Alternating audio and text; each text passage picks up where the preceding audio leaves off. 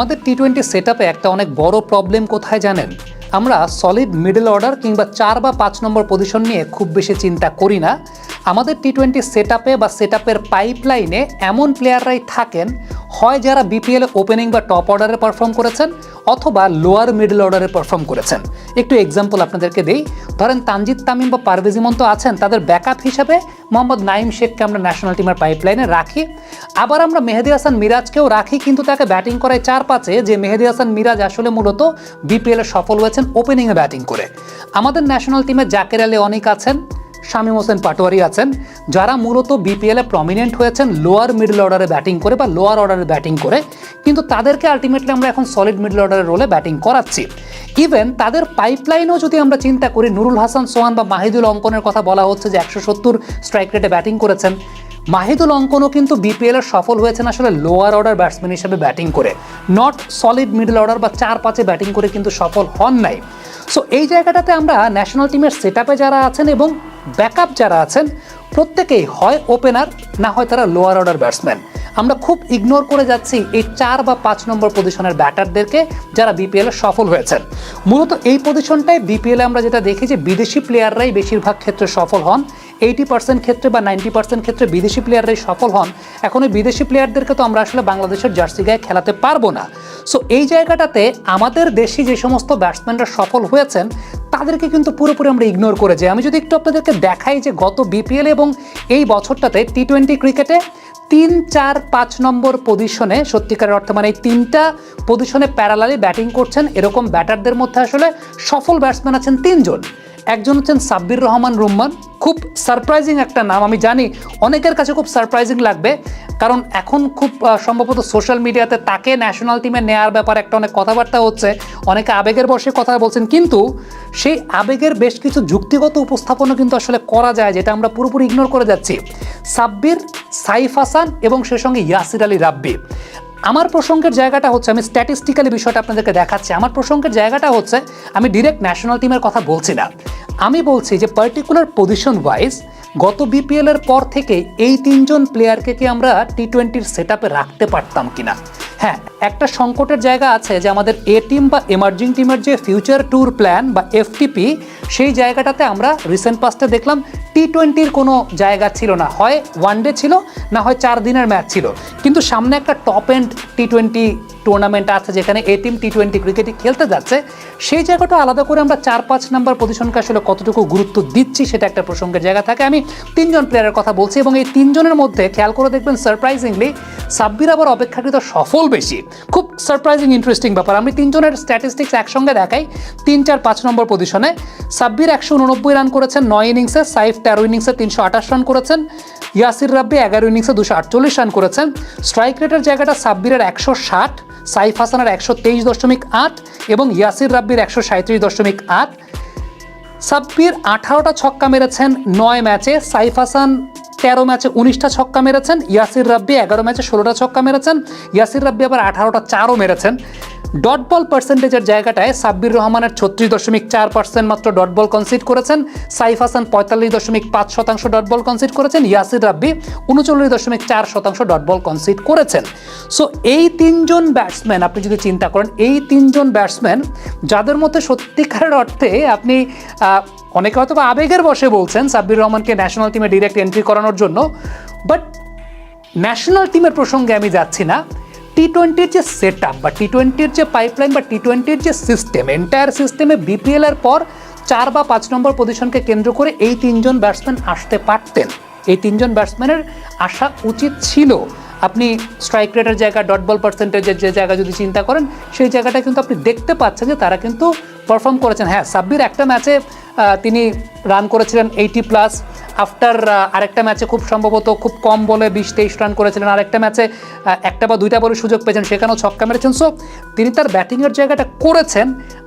আবার যে টিমে তিনি খেলেছেন ওই টিমকে নিয়েও কিন্তু এবারের বিপিএলে অনেক কথা আছে যে তারা কি আসলে জিততে এসেছিল নাকি হারতে এসেছিল। আপনারা বুঝতেই পারছেন আমি কোন বিষয় নিয়ে কথা বলতে, যেহেতু আমার কাছে সলিড কোনো এভিডেন্স নাই, সো আমি আলটিমেটলি কোনো কিছু বলতে পারছি না। বাট ওই টিমের এনভায়রনমেন্ট খুব একটা ভালো ছিল না, সেটা আমরা জানি সব কিছু নিয়ে। কিন্তু বাংলাদেশ ক্রিকেট বোর্ডের টিম ম্যানেজমেন্ট যখন, ন্যাশনাল টিম ম্যানেজমেন্ট যখন 30 জন বা 35 জনের একটা সেট আপ তৈরি করছে ফর টি20 ক্রিকেট, পার্টিকুলারলি এই পজিশনটাকে নিয়ে, 4 বা 5 নম্বর পজিশনটাকে নিয়ে কেন ওই চিন্তাটা আসলে করা হয় নাই সেটা আমি জানি না। ডেফিনেটলি আপনার একটা বিষয় তো খুব ইম্পর্টেন্ট, সেটা হচ্ছে যে আপনি যখন একটা টিম সেট করছেন সেটা আপনি প্লেয়ার পজিশন ওয়াইজই টিমটা সেট করবেন।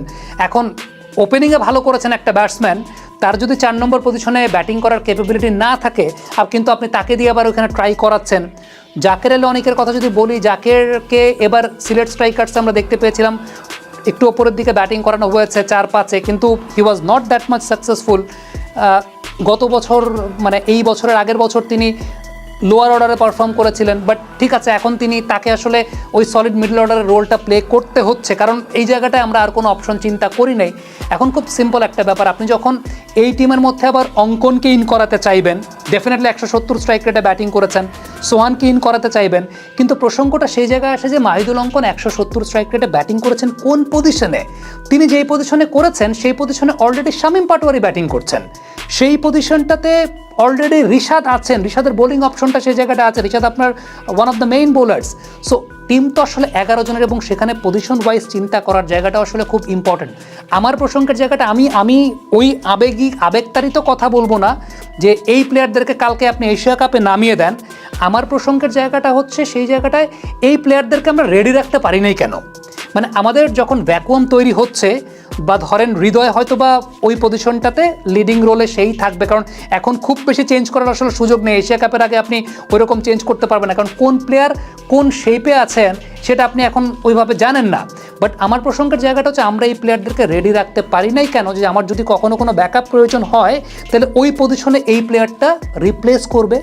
এই রিপ্লেসমেন্টের জায়গাটা আমরা কেন করতে পারি নাই? এখন আপনি তো হুট করে কোনো প্লেয়ারকে আপনি নামাই দিতে পারবেন, এটা অবাস্তব একটা কথার জায়গা আছে। কিন্তু সত্যিকার অর্থে এই প্লেয়ারদেরকে তো আমার ওই সিস্টেমের আওতায় রাখাটা উচিত ছিল, যে যাতে আমার যখনই কোনো একটা প্রয়োজন পড়ছে, আমার যখনই কোনো একটা পজিশনে ভ্যাকুয়াম তৈরি হচ্ছে 4 বা 5 বা এই সলিড মিডল অর্ডারে যখন আমার কোনো একটা ভ্যাকুয়াম প্রয়োজন পড়ছে, এই প্লেয়াররা আমার রেডি থাকবে, এই প্লেয়াররা আমার সিস্টেমে থাকবে, যাদেরকে আমি সেই জায়গা থেকে তখন তারা প্রিপেয়ার থাকবে, তৈরি থাকবে, তাদেরকে আমরা সেই জায়গা থেকে তখন ন্যাশনাল টিমে বা তার আশেপাশে প্রমোট করতে পারবো। এবং সেই সাথে আরেকটা বিষয় যে আমাদের টি20 সেট আপটা আসলে এ টিম বা এমার্জিং টিমের ওই এফটিপির জায়গাটাতে খুব বেশি স্থান পায় নাই, সেটাও একটা চিন্তার জায়গা। বাট আমি আপনাদেরকে স্ট্যাটিস্টিক্যাল জায়গা থেকে আসলে আমি লজিক্যাল কথা বলতে পছন্দ করি, আমি লজিক্যাল কথাই বললাম যে আমি এটা বলবো না যে আপনি কালকে ন্যাশনাল টিমে এই প্লেয়ারদেরকে নামিয়ে দেন, বাট ফ্যাক্টের জায়গাটা হচ্ছে যে এই প্লেয়াররা আমার রেডি থাকা উচিত ছিল। হ্যাঁ, সাইফ হাসানের কথা আমি বলতে পারি যে সাইফ হাসান রংপুর রাইডার্সের হয়ে তিনি ওই পজিশনটাতে গ্লোবালে খেলে এসেছেন, তার ফিল্ডিং বেশ ভালো, তার বোলিং অপশনটাও আছে, তিনি হয়তো বা বাকি 2 জনের চাইতে অপেক্ষাকৃত একটু বেশি রেডি এবং বেশি প্রুভেন, কারণ তিনি ম্যাচের মধ্যে আছেন, টপ সার্কিটের ম্যাচের মধ্যে আছেন। কিন্তু বাকি 2 জনকে টপ সার্কিটের ম্যাচের অপরচুনিটিকে আমরা করে দিতে পেরেছি। আমার প্রসঙ্গের জায়গাটা সেই জায়গাটাতে বাকি 2 জনকে আমরা সিস্টেমের ওই টপ সার্কিটে তারা বেটার অপরচুনিটিস পাবেন বা বেটার ওই শেপে থাকবেন, বা টি20 পাইপলাইনে তারা একটা সিস্টেমের মধ্যে থাকবেন। সেই সিস্টেমে আসলে আমরা কতটুকু রাখতে পেরেছি সেইটা একটা অবশ্যই প্রসঙ্গের জায়গা, প্রশ্নের জায়গা থাকতে পারে। স্ট্যাটিস্টিক্স কথা বলছে, পরিসংখ্যান কথা বলছে। I am pretty much sure যারা সিলেক্টর আছেন তারা পরিসংখ্যানকে বেস করেই এবং তার সাথে ক্যালিবারের মিশ্রণে, পারফরমেন্স এবং ক্যালিবার দুইটার মিশ্রণেই তারা দল গঠন করেন বলে আমার বিশ্বাস। সো এই পরিসংখ্যানটা কেন তাদের কাছ থেকে এড়িয়ে যায় এটা আমি আসলে বুঝতে পারি না, কারণ বারবারই আমরা দেখি হয় টপ অর্ডারের ব্যাটসম্যান, না হয় লোয়ার মিডল অর্ডারের ব্যাটসম্যান, এদেরকে নিয়েই আসলে টিম করা হয়। এবং ওই সলিড মিডল অর্ডারের যে জায়গাটা, ওই জায়গাটা তারাই ব্যাটিং করেন যারা আসলে টপ অর্ডারে হয় সাকসেসফুল হয়েছেন, না হয় লোয়ার মিডল অর্ডারে সাকসেসফুল হয়েছেন। কিন্তু দিন শেষে ওই পার্টিকুলার পজিশনটা আসলে একটা নিউক্লিয়াস, এবং যে জায়গাটাতে আসলে আমরা তাওহিদ হৃদয়কেই চিন্তা করি, কিন্তু তাওহিদ হৃদয় খুব বেশি ফর্ম দেখাতে পারছেন না, বা খুব বেশি ফর্ম দেখান না। ইভেন বিপিএলে কিন্তু তাওহিদ হৃদয় ব্যাটিং করেছেন ওপেনিংয়ে, সেটাও একটা বিষয়। এই বিপিএলে তাওহিদ হৃদয় ব্যাটিং করেছেন ওপেনিংয়ে। সো ওই পজিশনটা থেকে তিনি একটু যে ডিটাচড সেটাও কিন্তু বোঝা যাচ্ছে। সো এই প্ল্যানগুলো আসলে আমরা কতটুকু করেছি সেটা একটা অনেক বড় চিন্তার জায়গা আছে। কমেন্ট বক্সে আপনাদের মন্তব্য মতামত জানতে চাই।